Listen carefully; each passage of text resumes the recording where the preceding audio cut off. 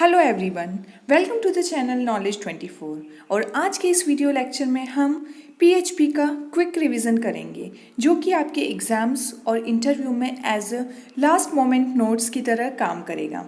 इसके साथ ही इसमें हम पीएचपी के कुछ इंपॉर्टेंट क्वेश्चंस को भी आंसर्स के साथ शो करेंगे। सो इस वीडियो को लास्ट तक देखिएगा। So let's start.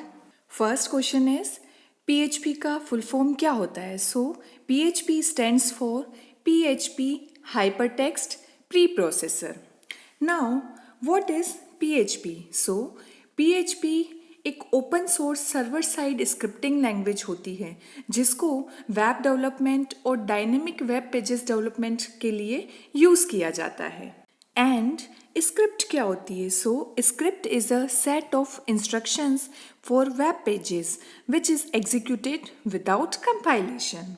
Now, the next question is what are the features, importance or characteristics of PHP? So the answer is first point is simplicity, क्योंकि ये easy to use होता है और इसमें functions predefined होते हैं और libraries, classes, main function को include करने की requirement नहीं होती है.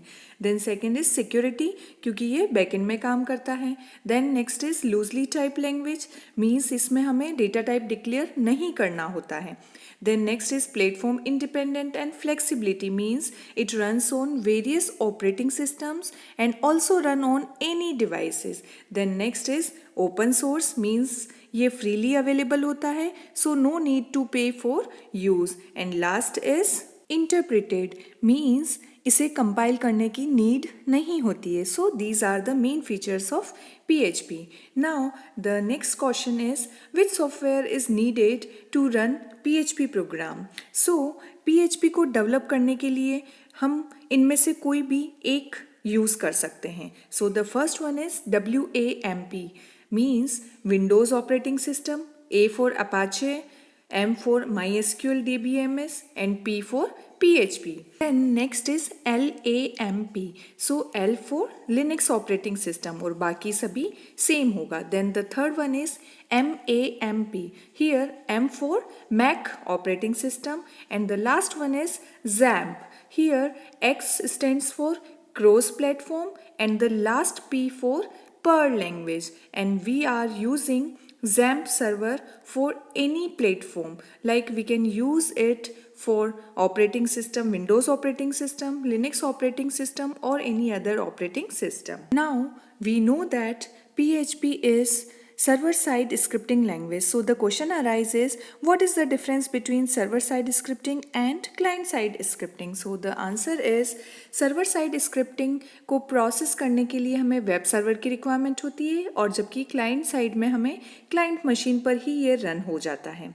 Example of server side scripting are PHP, ASP, JSP, Perl, Python. And client side scripting के एग्जाम्पल है जावा स्क्रिप्ट और VB script. Server side scripting में source code is not visible to user, means ये hide होता है इसलिए ये more secure होता है. While in client side scripting source code visible होता है, सो ये लेस सिक्योर होता है. Server side scripting back and में काम करती है जबकि client side scripting front end में काम करती है. सर्वर साइड स्क्रिप्टिंग का रेस्पॉन्स स्लो होता है क्योंकि इसमें स्क्रिप्टिंग रिमोट कंप्यूटर पर प्रोसेस होती है, जबकि क्लाइंट साइड स्क्रिप्टिंग में फास्ट रेस्पॉन्स होता है क्योंकि यह लोकल कंप्यूटर पर ही प्रोसेस करती है. So these are the basic differences. Now again important question is difference between static and dynamic website. So static website means like constant. So static website का जो content होता है वो फिक्स्ड होता है जबकि डायनेमिक वेबसाइट का कंटेंट चेंज हो सकता है. स्टैटिक वेबसाइट को डेवलप करने के लिए हम HTML और CSS यूज़ करते हैं जबकि डायनेमिक को डेवलप करने के लिए HTML के साथ साथ स्क्रिप्टिंग लैंग्वेजेस और DBMS भी यूज़ होता है.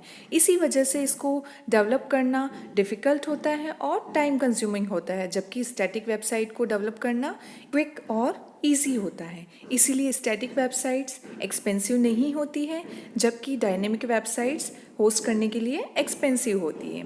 Now the next question is again the difference between PHP and ASP. So PHP stands for PHP Hypertext Preprocessor and ASP stands for Active Server Pages.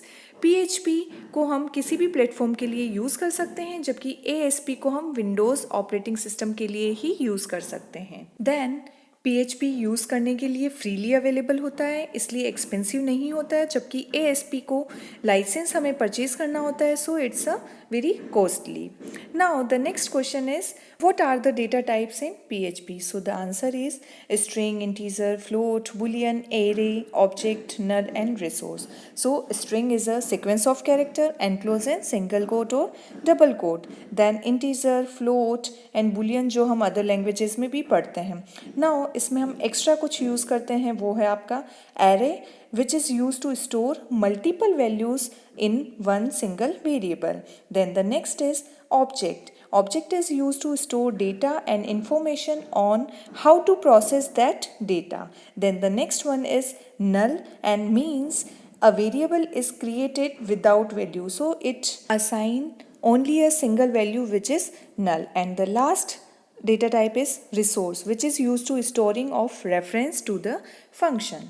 Now the next question is operators in PHP. So these are the basic operators जिनको हम other languages में भी use करते हैं, like arithmetic operator, plus, minus, multiplication, divide or mod. Then second is assignment operator, which is equal to, plus equal to, dot equal to, minus equal to, divide equal to, etc. Then the next is comparison operator, which is less than, greater than, less than equal to, not equal to, etc. Then the next is bitwise operator, जो bits पे काम करता है, और इसमें हम use करते हैं and, or, XOR, not, left shift और right shift.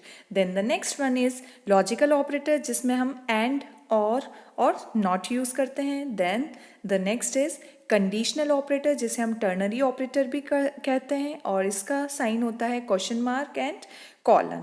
Then next is increment and decrement operator, plus plus and minus minus, और इसमें एक्स्ट्रा हम यूज़ करते हैं string operator and array operator, जिसमें स्ट्रिंग ऑपरेटर में कॉन्केटनेशन और कॉन्केटनेशन असाइनमेंट ऑपरेटर हम इसमें यूज़ करते हैं. Then the next is array operator, जिसे हम एरे को कंपेयर करने के लिए यूज़ करते हैं, और इसमें हम union, equality, identity, inequality, identity और नॉन आइडेंटिटी हम इसमें यूज़ करते हैं.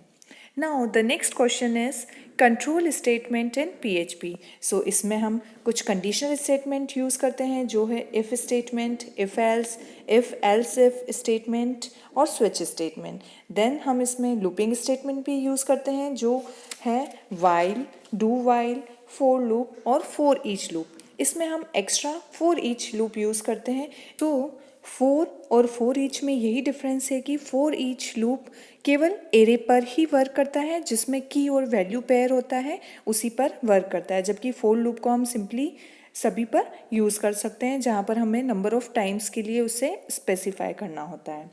Now the next question is which statement is used to print in PHP. So इसमें मेनली हम echo statement यूज़ करते हैं, बट कहीं कहीं हम print statement भी यूज़ करते हैं.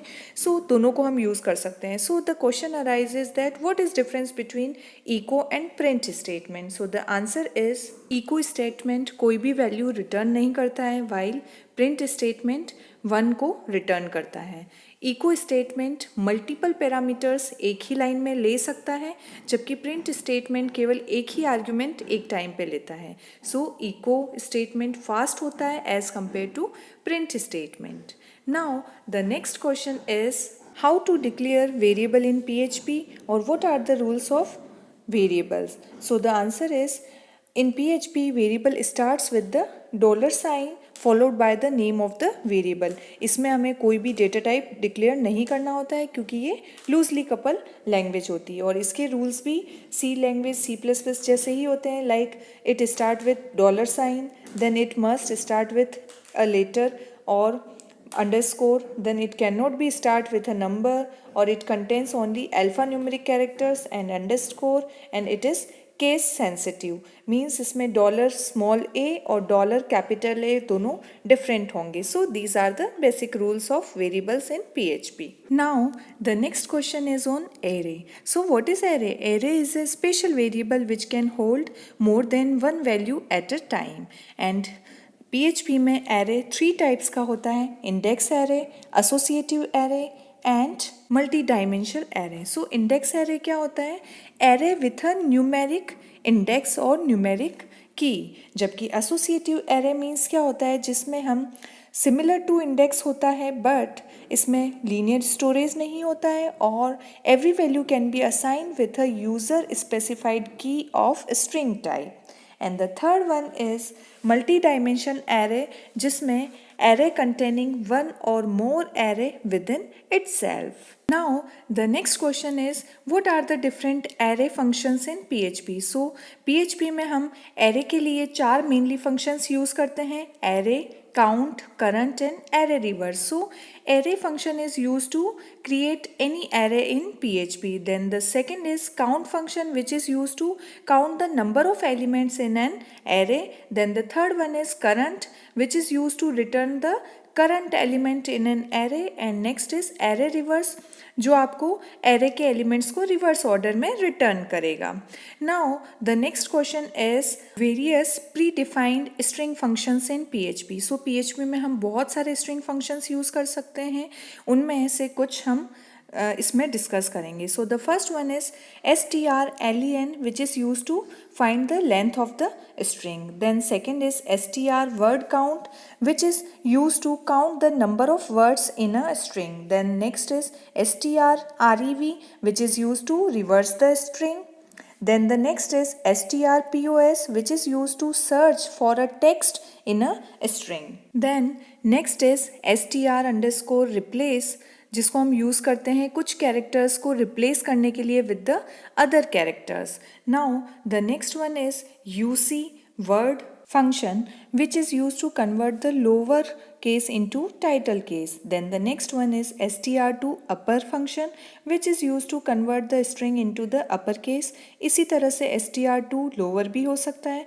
Then the next is str repeat function जो क्या करेगा? नंबर ऑफ टाइम्स किसी भी स्ट्रिंग को रिपीट करेगा. Then the next one is substr function which is used to display a string from a particular position. Then the next one is trim function which is used to remove white spaces and predefined characters. Now the next one is exploit function जो string को break करेगा और array में convert करेगा. Then the next one is employed function which is used to return a string from the elements of the array. So these are the basic functions in PHP. Now the next question is what are the meta characters used in PHP? So these are the basic meta characters. So the first one is dot meta character which is used to matches any single character except a new line. Then the next one is cap which is used to matches the beginning of the string. Now the next one is $sign which is used to the pattern at the end of the string. Then the next is star sign which is used to matches any 0 or more characters. Then next is plus sign which is used to require preceding characters appear at least once. Then the next is backslash character which is used to escape the meta characters. Then next is this and it is used for matches any characters of the string. Then the next is question mark which is used to matches any string contain 0 or 1 specified characters. इसके अलावा भी बहुत सारे Meta characters हो सकते हैं.